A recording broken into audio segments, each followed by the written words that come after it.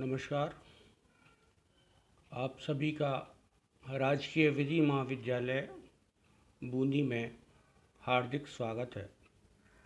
मैं देवेश पाठक, सहायक आचार्य, राजकीय महाविद्यालय बूंदी, आप सभी को आज जो टॉपिक हम डिस्कस करेंगे उसका नाम है रिश्ती का नियम या मिसचीफ रूल। इसको साधारण बोलचाल की भाषा में और इसका जो प्रचलित जो नाम है वो हेडन के नियम के नाम से भी जानते हैं। कई बार परीक्षा में प्रश्न पूछा जाता है कि हेडन के नियम से आप क्या समझते हो। तो हेडन का नियम और रिश्ती का नियम दोनों एक ही बातें हैं, दोनों एक ही चीज़ हैं। चूँकि रिश्ती के नियम का जो उत्पत्ति हुई थी वो हेडन के मामले में की गई थी, इस कारण से इसको हेडन के मामले के नाम से भी जाना जाता है। रिश्ती का नियम क्या है, इसके बारे में हम देखेंगे। विधि अर्थात जो स्टैट्यूट है, उस स्टैट्यूट को बनाने का पर्पज़ विधायिका का क्या है। स्टैट्यूट जो समिति जो बनाई गई है वो किस कारण से, कौन सी ऐसी दोष है, कौन सी ऐसी रिश्ती को हम यहाँ पर यदि इसको शुद्ध हिंदी के बजाय हम उसको माने दोष, कि कौन सा दोष है जिसके निवारण के लिए ऐसा कानून बनाया गया है। तो जो न्यायपालिका है उस न्यायपालिका का ये उत्तरदायित्व होगा कि ऐसी स्थिति में यदि कानून की भाषा के दो अर्थ निकल रहे हैं, कानून की भाषा अस्पष्ट है अर्थात उसके दो निर्वचन किए जा सकते हैं, तो ऐसी स्थिति में न्यायालय को ये देखना होगा कि जो कानून बनाया गया है वह कौन से दोष के निवारण के लिए बनाया गया है। अर्थात उस कानून का इतिहास, उस कानून को बनाने के पीछे के कारण, ये सब उनको जानने होंगे और जान कर के ये देखना होगा कि जो रिश्ती का जो नियम है, जिस दोष के निवारण के लिए वो कानून बनाया गया है, उस दोष के निवारण के संदर्भ में ही ऐसे कानून का इंटरप्रिटेशन, ऐसे कानून का निर्वचन किया जाना चाहिए। इसी को हम रिश्ती का नियम कहते हैं, जिसको कि हेडन के मामले में प्रतिपादित किया था। इस कारण से इसको लोकप्रिय भाषा में हेडन के नियम के नाम से भी जाना जाता है। अब हमको ये देखना होगा कि लागू किया, ये सबसे पहले ये जानना होगा कि ऐसा जो कानून है उसको, कानून को बनाने से पहले कॉमन लॉ में इसके संबंध में क्या नियम थे।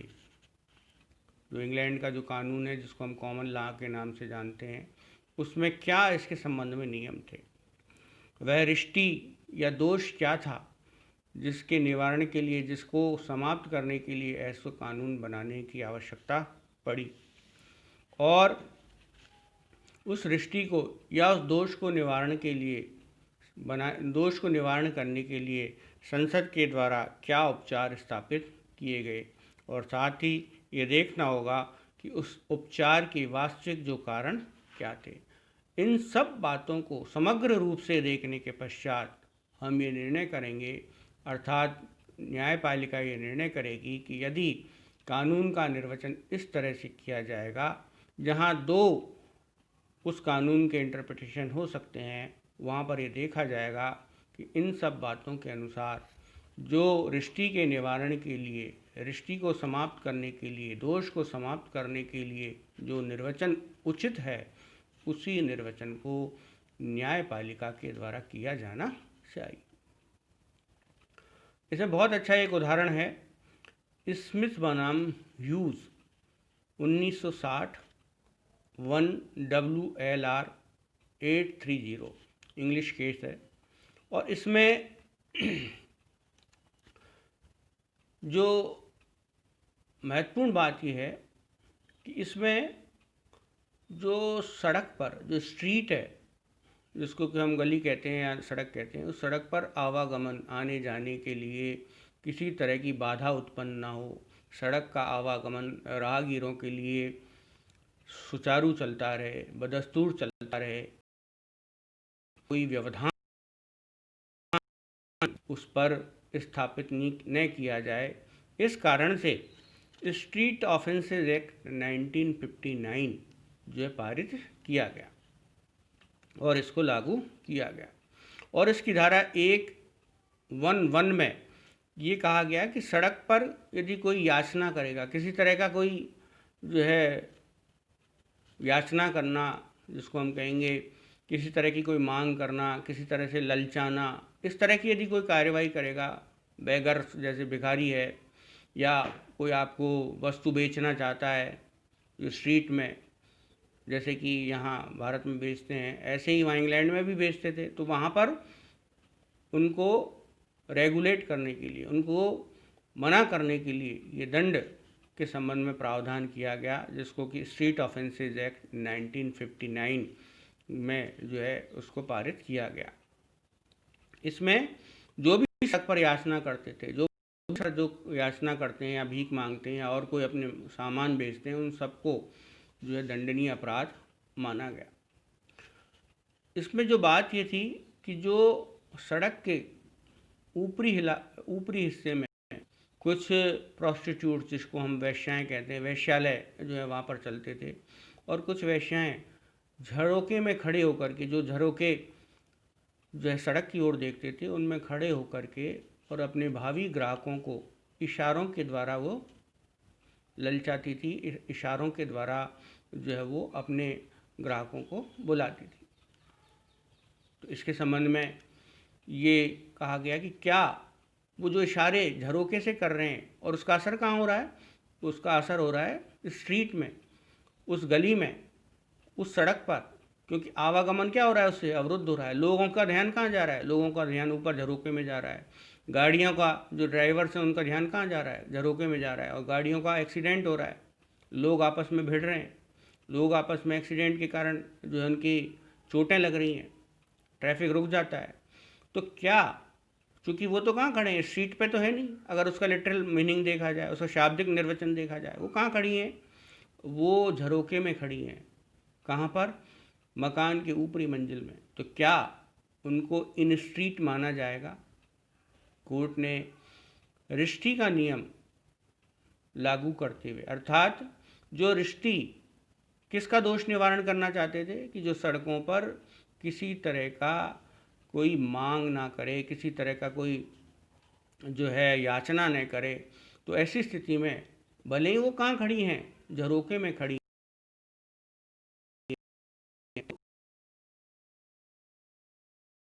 करते हुए उनको दंड जो है प्रदान किया गया। तो इस तरह से जो कानून है, उस कानून का निर्वचन इस तरह किया जाना चाहिए जिससे कि जो रिश्ती है उसका निवारण किया जा सके, रिश्ती को ख़त्म किया जा सके। इसी को रिश्ती या हेडन का नियम कहते हैं। दूसरा जो केस है, इसमें हम केस साथ के साथ देखते भी जाएंगे। दूसरा जो पहला स्मिथ बनाम ह्यूज का केस आ गया, दूसरा जो केस है बंगाल इम्यूनिटी कंपनी बनाम बिहार राज्य। ये भी बड़ा इंटरेस्टिंग केस है।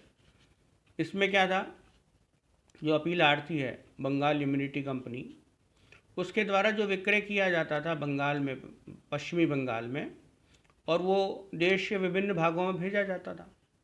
तो जो बिहार सरकार है, उस बिहार सरकार के विक्रय विभाग ने, चूँकि वो माल कहाँ बिक रहा था, वो माल बिक रहा था बिहार में, तो बिहार में भी उस पर विक्रय कर लगाया, और चूँकि बंगाल से वो माल चला था इसलिए वहाँ पर भी विक्रय कर उनको देना पड़ा। तो जो संविधान का जो अनुच्छेद 286, उस 286 के निर्वचन का जो प्रश्न इसमें सामने आया, और 286 के जो निर्वचन था उसको निर्वचित करते हुए कोर्ट ने कहा कि इस तरह का निर्वाचन नहीं किया जाना चाहिए, इस उस समय, अब तो इसमें परिवर्तन हो गया 286 में, खंड 2 और 1 और 2 में, उस समय जब ये केस आया था तो उस समय कोर्ट ने ये कहा कि इसका निर्वाचन इस तरह किया जाना चाहिए जिससे कि जो inter state trade and commerce है, जो अंतर्राज्यीय जो व्यापार है, जिसको बढ़ाने का लिए, जिसको आगे बढ़ाने के लिए गारंटी करता है संविधान, जो है बतलाता है कि इसमें बढ़ोतरी होनी चाहिए। राज्यों के भी द्वारा यदि इस तरह के कानून बनाए जाएंगे जो कि राज्यातीत लगते हैं, तो इससे क्या होगा, इससे जो अनुच्छेद 286 की जो भावना है वो भावना ख़त्म हो जाएगी। ये किस लिए बनाया गया है? ये इसलिए बनाया गया है कि आप आराम से बिना किसी व्यवधान के, बिना दोहरे कराधान के आप क्या कर सकें, आप अंतर्राज्यीय व्यापार और वाणिज्य को बढ़ावा दे सकें। इस प्रकार से ये कहा गया ये जो कार्रवाई जो की गई है वो उचित नहीं है। इसके बाद जो तीसरा नंबर का जो केस है वो है कन्हई लाल बनाम परम निधि। इसमें भी सर्वोच्च न्यायालय ने स्पष्ट रूप से कहा कि जब कानून के दो या दो से अधिक अर्थ निकलते हैं तो ऐसे मामले में ये देखा जाना चाहिए कि कानून जब बनाया गया है तो वो किस दृष्टि को निवारण के लिए, अर्थात किस दोष के निवारण के लिए उसको बनाया गया है। यदि उसका शाब्दिक निर्वचन स्पष्ट रूप से है तो हमको, अर्थात न्यायालय को शाब्दिक निर्वचन को ही करना होगा, उसमें किसी तरह का कोई किंतु परंतु नहीं है। लेकिन यदि इसमें शाब्दिक निर्वचन भी लागू नहीं हो रहा है, अर्थात उसके दो अर्थ निकल रहे हैं, तो ऐसी स्थिति में रिष्टि के नियम को लागू करते हुए वह दोष, वह रिष्टि जिसको ख़त्म करने के लिए कानून बनाया गया था, वही जो है निर्वचन कोर्ट के द्वारा किया जाना चाहिए, न्यायालय के द्वारा किया जाना चाहिए। आगे हम देखेंगे केस नंबर 4, मंगू सिंह बनाम निर्वचन अधिकरण AIR 1957 सुप्रीम कोर्ट। ये भी बहुत बढ़िया जो है केस लॉ है रिष्टि के नियम पर। इसमें जो उत्तर प्रदेश नगर पालिका अधिनियम 1916 की धारा 13(6) के निर्वचन का प्रश्न था। इसमें ये कहा गया कि कोई भी व्यक्ति चुनाव लड़ रहा है, उस चुनाव लड़ने वाले व्यक्ति पर 1 साल से अधिक का मांग, नगर पालिका की कोई मांग बकाया नहीं, 1 साल से अधिक की कोई मांग उस पर बकाया नहीं होनी चाहिए। इसका पर्पज़ क्या था, इसका मुख्य उद्देश्य क्या था? जैसा कि आप कॉमन सेंस से देखेंगे कि कम से कम वो व्यक्ति चुनाव में भागीदारी कर रहे हैं, चुनाव लड़ने जा रहे हैं, वो तो कम से कम क्या करें, वो तो कम से कम अपना जो टैक्स है वो समय पर भरें, तब जा कर के ही वो क्या कर सकते हैं, तब जा कर के ही वो चुनाव में भागीदारी कर सकते हैं।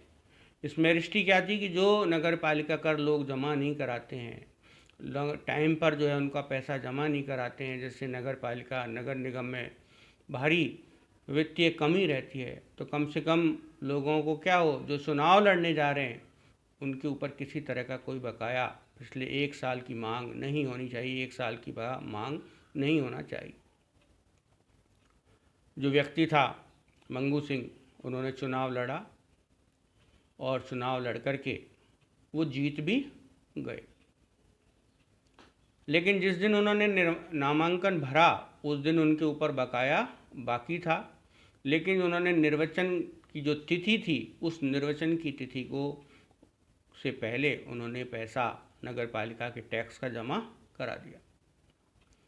प्रश्न ये था कि जो तिथि है उस पर 1 साल का बकाया चुनाव के समय नहीं होना चाहिए, तो कौन सी तिथि मानी जानी चाहिए? यहाँ स्पष्टता थी। एक तिथि तो वो थी जिस दिन आप जो है नामांकन भर रहे हैं, एक तिथि वो थी जिस दिन निर्वाचन किया गया, अर्थात जिस दिन चुनाव हुए हैं। अपीलार्थी ये कह रहा था कि जिस दिन चुनाव हुए हैं वो तिथि मानी जानी चाहिए। जबकि सरकार क्या कह रही थी? सरकार ही कह रही थी कि कौन सी तिथि होनी चाहिए, क्योंकि रिश्ती का नियम ये कहता है कि किस कारण से, किस रिश्ती को दबाने के लिए ये कानून बनाया गया था। ये कानून बनाया गया था जिससे लोग क्या करें, लोग उचित समय पर पैसा जमा कराएं, टैक्स का पैसा जमा कराएं। इसलिए ये जो तिथि है वो निर्वाचन की तिथि न होकर के जिस दिन निर्वाचन के लिए आवेदन किया गया था, नामांकन की जो तिथि है, उस तिथि को पैसा। कोर्ट ने ये माना कि जो रजिस्ट्री का जो नियम है, जो तिथि है वो कौन सी होगी? वो तिथि होगी जिस दिन नामांकन पत्र भरा गया था, उसी दिन पैसा जमा होना चाहिए। उससे पहले मांग नहीं, 1 साल की मांग उस पर बकाया नहीं होनी चाहिए।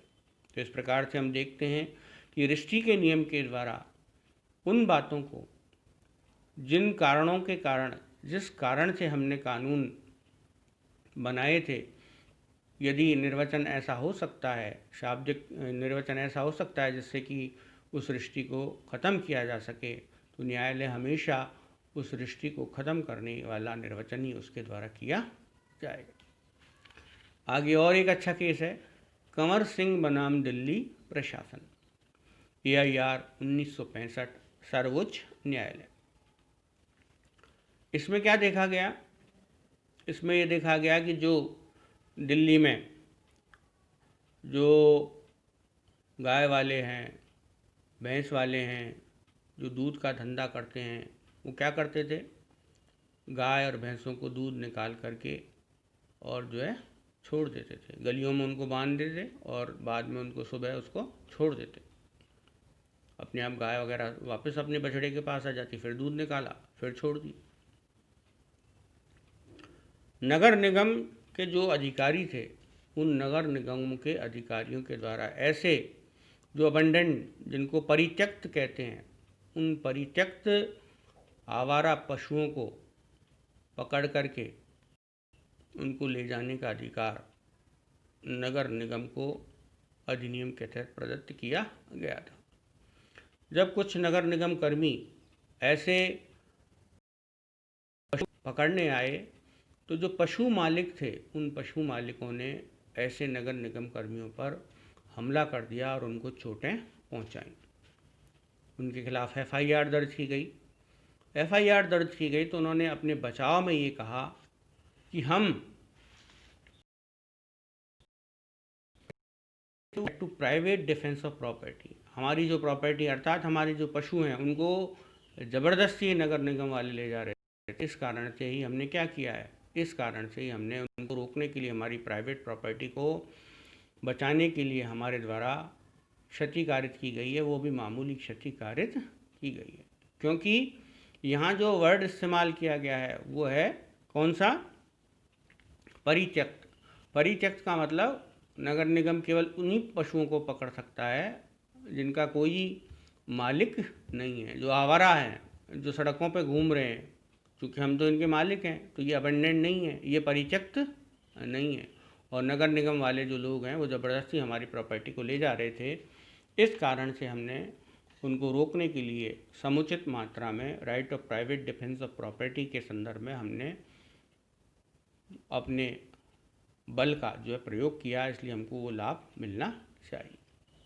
कोर्ट ने अबेंडेंट शब्द की जो व्याख्या की, ये कहा कि यहाँ इसका मतलब ये नहीं है कि जो बिल्कुल ही स्वामी विहीन जो पशु हैं केवल उन्हीं को माना जाएगा। यहाँ जो रिश्ती था उसका निवारण क्या था? ऐसे पशु जिनको मकान मालिक लापरवाही से सड़कों पर छोड़ देते हैं, ऐसे जो पशु हैं वो भी क्या माने जाएंगे? वो भी परित्यक्त माने जाएंगे। ऐसी स्थिति में जो नगर निगम कंपनियों कर्मियों से जो मारपीट की गई है, और वहाँ राइट ऑफ प्राइवेट डिफेंस लागू नहीं होता है, क्योंकि वो क्या काम कर रहे थे? विधिपूर्ण कार्य उनको द्वारा किया जा रहा था।